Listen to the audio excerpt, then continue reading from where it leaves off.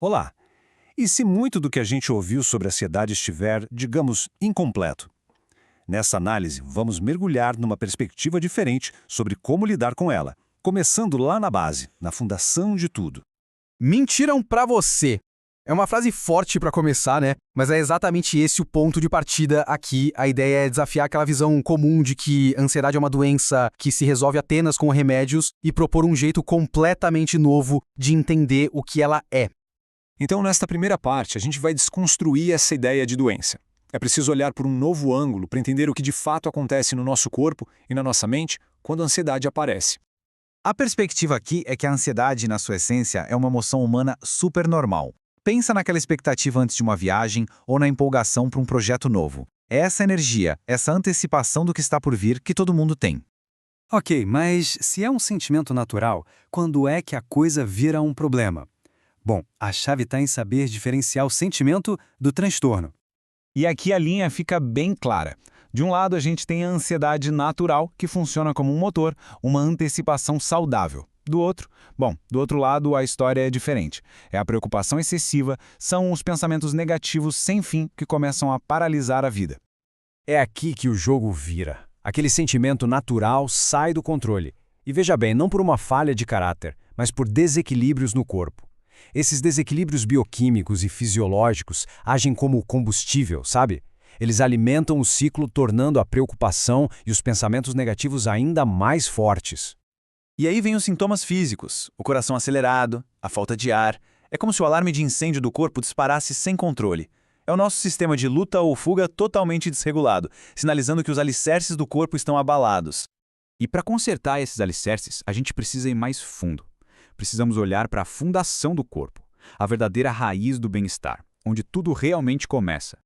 O ponto crucial aqui é que nosso estado emocional não existe no vácuo. A lógica apresentada é bem direta. Um corpo doente leva a um cérebro doente, que, por sua vez, leva a emoções desequilibradas. A saúde emocional é construída sobre uma base física. E essa imagem da casa ilustra o conceito de forma perfeita. As emoções estáveis são o telhado, a parte que a gente vê, mas a casa só para em pé por causa da fundação, que é a nossa fisiologia e bioquímica. Se a base treme, toda a estrutura fica comprometida. Certo. Então, como se repara essa fundação? A proposta é focar em 3 pilares essenciais para a gente restabelecer o equilíbrio.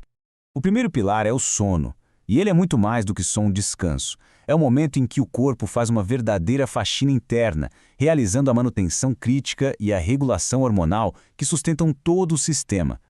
Esses pontos mostram que o sono não é nada passivo, é um processo ativo de regulação. Um cortisol bem regulado pela manhã, por exemplo, é o que nos dá energia para sair da cama. Quando ele está desregulado, o resultado são picos de adrenalina durante o dia. O segundo pilar é o nosso combustível, a alimentação. O que a gente come impacta diretamente a bioquímica e a inflamação do corpo, que, como a gente viu, são a base das nossas emoções. Uma boa nutrição fornece os blocos de construção para um cérebro saudável. E o horário também importa, viu? Comer muito tarde força o corpo a focar na digestão, e isso atrapalha as fases mais profundas e restauradoras do sono.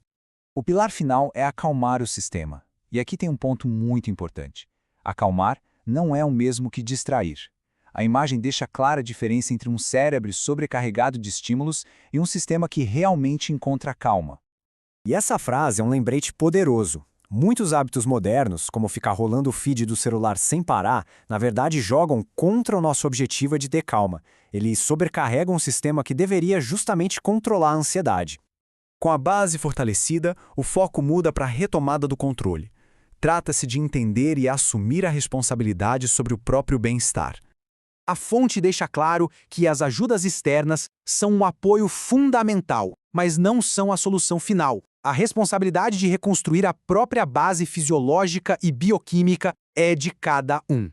Isso resume bem a mensagem central. A mudança duradoura vem de tratar a causa raiz. A medicação pode funcionar como uma muleta química, um suporte para que a pessoa ganhe fôlego para começar a consertar a fundação, mas não é uma solução definitiva por si só. Então, o ponto crucial é este. Ao focar no sono, na nutrição e no relaxamento, é possível reconstruir a fundação para a saúde emocional. A capacidade de lidar com pensamentos e preocupações aumenta muito quando existe um apoio bioquímico sólido vindo de dentro. E isso tudo nos deixa com uma reflexão final. A mudança começa com um único passo, com o primeiro bloco. Qual seria, então, o primeiro bloco a ser colocado na construção de uma fundação mais forte e mais resiliente?